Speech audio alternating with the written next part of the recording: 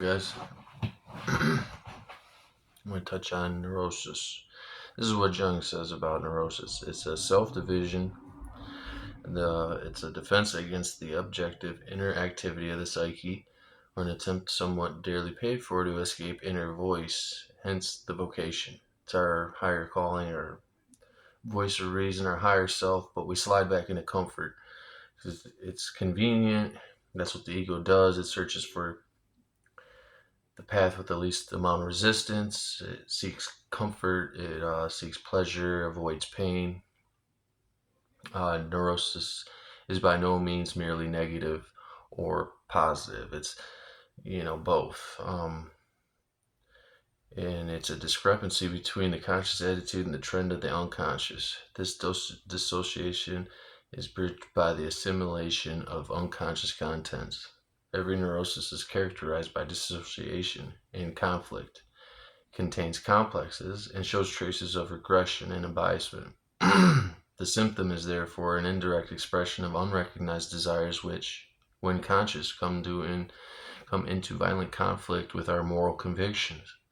Hidden in the neurosis is a bit of still undeveloped personality, a precious fragment of the psyche lacking, which in man is condemned to resignation, bitterness, and everything else that is hostile to life. A psychology of neurosis that sees only negative elements empties out the baby with the bathwater, since it neglects positive meaning and value of these infantile, i.e., creative fantasies. Um, we fantasize active imagination. We do that, daydream a lot. I do anyway. It's maladaptive.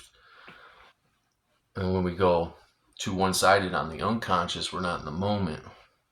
We're not dealing with the external world. When we're stuck in the internal world, that's daydreaming. For me, anyway. I do it at work. I do it all the time.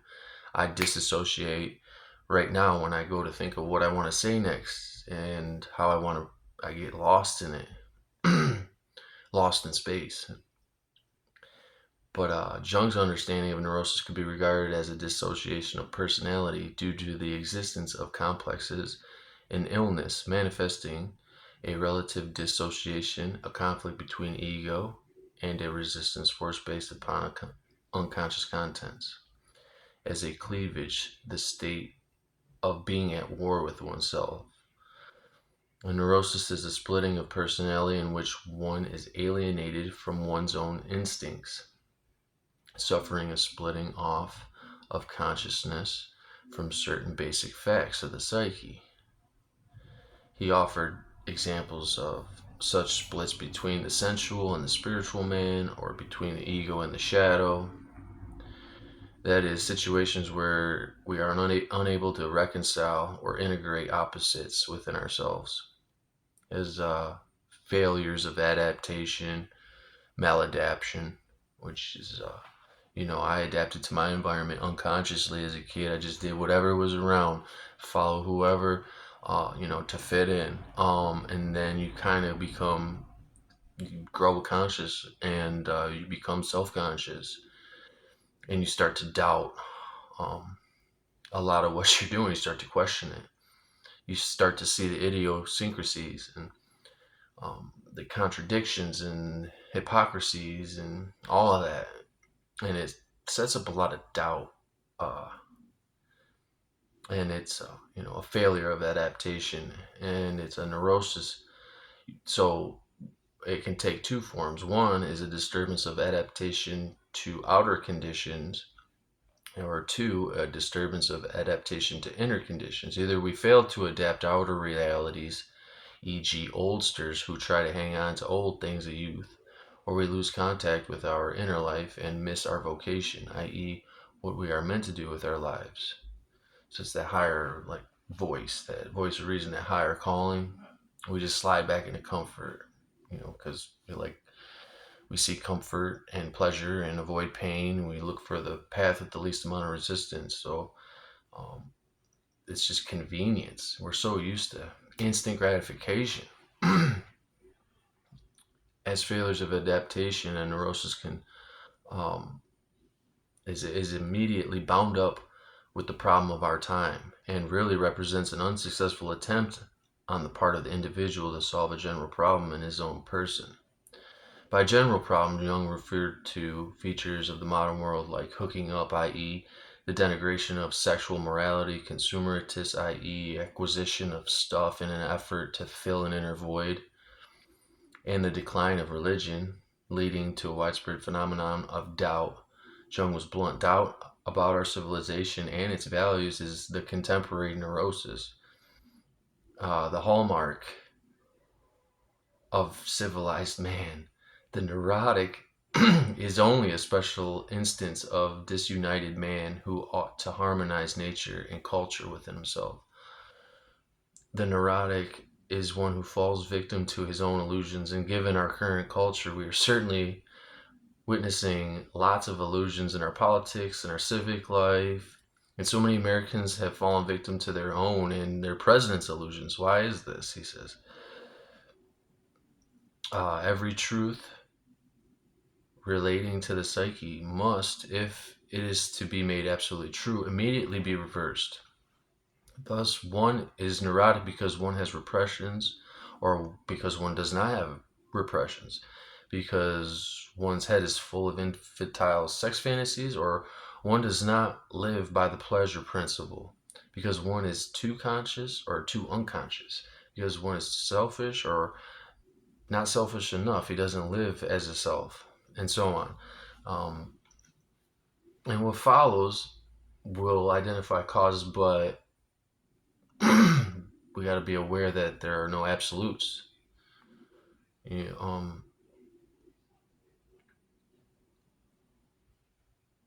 he says there are several rubrics of neurosis: conflict, disassociation, maladaptation, being out of sync with one's age, neurosis relating to social roles, those relating to moral issues, those linked to religion, erotic or sexual based neurosis, and features of our collective life that foster our being vulnerable to neurosis. Neuroses, however you want to say it. Um, Conflict is the cause. The cause of it arises from the fact that we all have both a conscious life and an unconscious life. We have an ego and a shadow side, a sensual life and a spiritual life. And when we cannot see the other side of our nature, we can fall prey to a neurosis. The causes of neurosis are discrepancy between the conscious attitude and the trend of the unconscious, especially when we become one-sided, too rational, too heady, too worldly, i.e., denying the claim of our soul has on our lives, or too saintly, we act too good, exaggerated, inflated. It's a compensation, really, but the unconscious always tries to compensate for such imbalances, and the result is that we are faced with a situation we cannot overcome by conscious means. The development of our personality comes to a standstill. We become at war with ourselves in the suspicion or the knowledge that we consist of two persons in opposition to one another.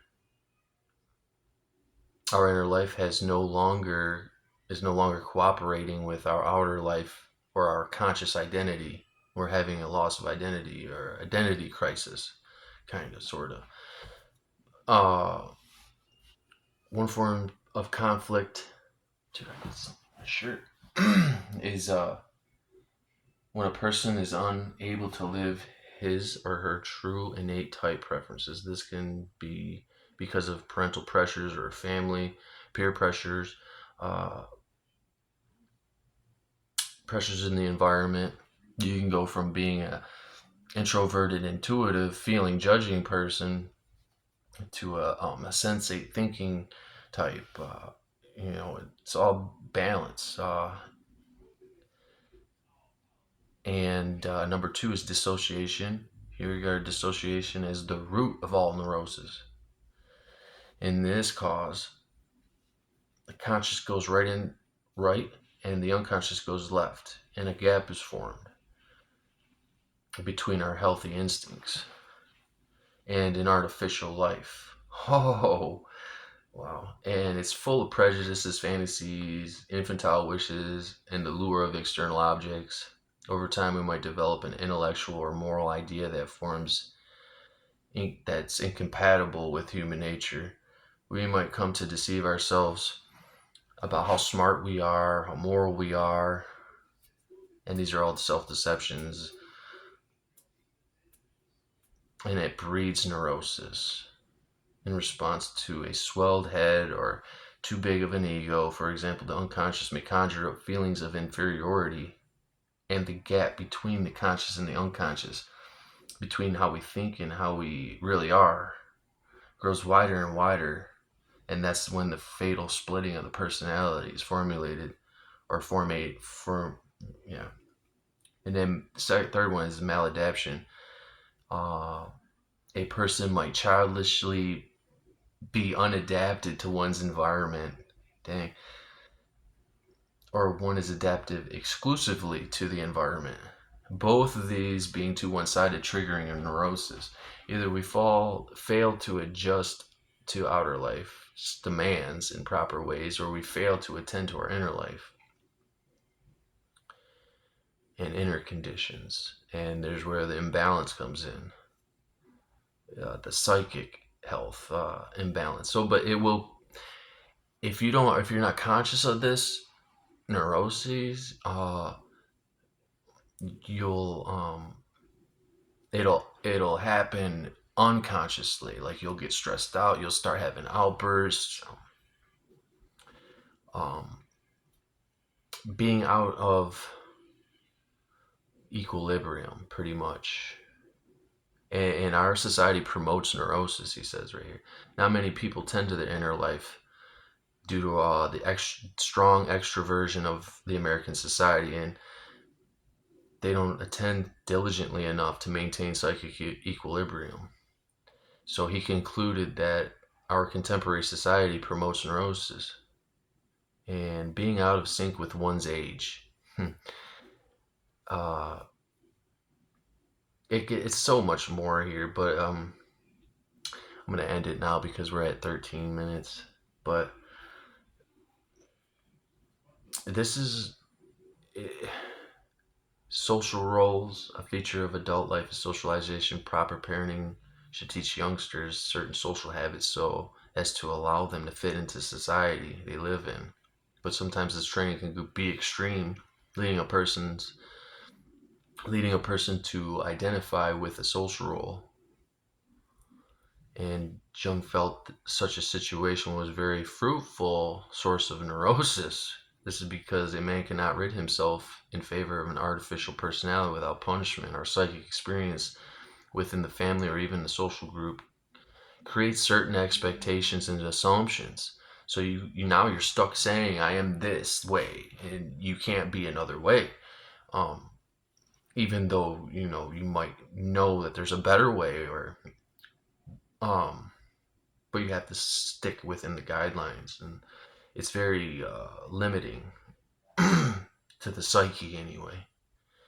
But you'll have it says our psychic experience within the family or the social group, it creates the expectations, and that results in psychological insecurity and the suppression of our infantile primitive demands. And then the next one is moral issues, because what happens is we start to repress, and it's when you have these guidelines that's suppressing everything else. You have to walk this line, and that's suppression. And then repression is you doing it for whatever reason. So most of our personality is suppressed and repressed. um so moral issues is the next reason, and people who had become neurotic because of their immoral attitudes. He wrote, a man who had analyzed with Freud, had keen insight, um, but he had said that even when people attain what they are chasing, they're still neurotic.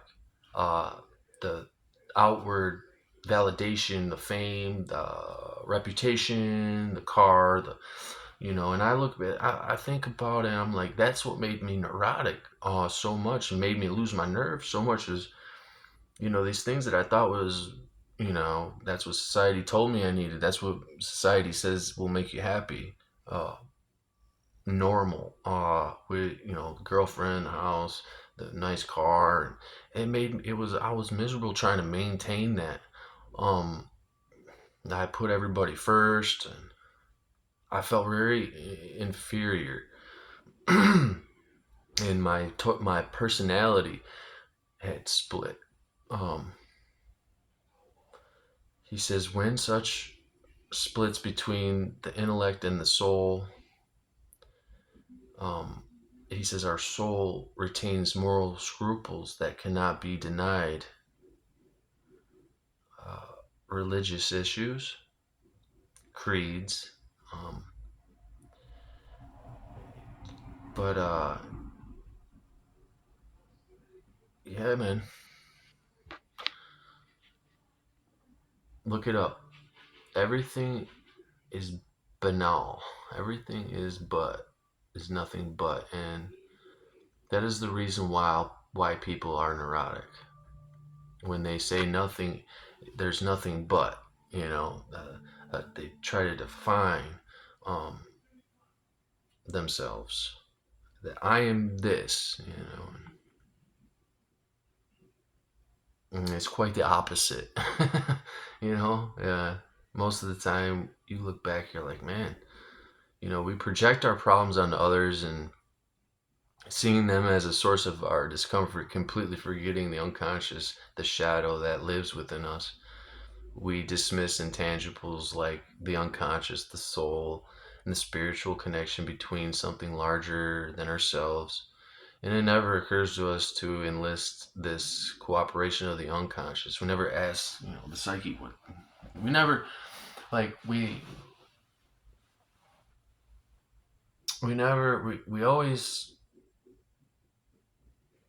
think about how we always rarely think about how we feel, but we feel everything we think about, right? So, um, he talks about projection here. Let's look. Something objectively psychic and strange to us, not under our control, is fixedly opposed to the sovereignty of our will. Sorry, I'm salivating. I'm trying to spit this out quick because I'm not patient. Very, very neurotic. Very struck. My nerves are. I'm just a ball of nerves right now. Very insecure. I ain't afraid to admit it because I'm not always like that. But I'm very vulnerable and very uncomfortable at this point in my life. Very. I see why people don't deal with the unconscious because it's uncomfortable, right? You got to look at yourself. You got to look at all your faults and your flaws, your defects, and you got to acknowledge them. And it makes you feel guilty, you know? Uh, but yeah, check it out. Just put Jung on Neurosis. And the first thing that should pop up is Jungian Center for Spiritual Sciences. Um, but yeah, have a good day.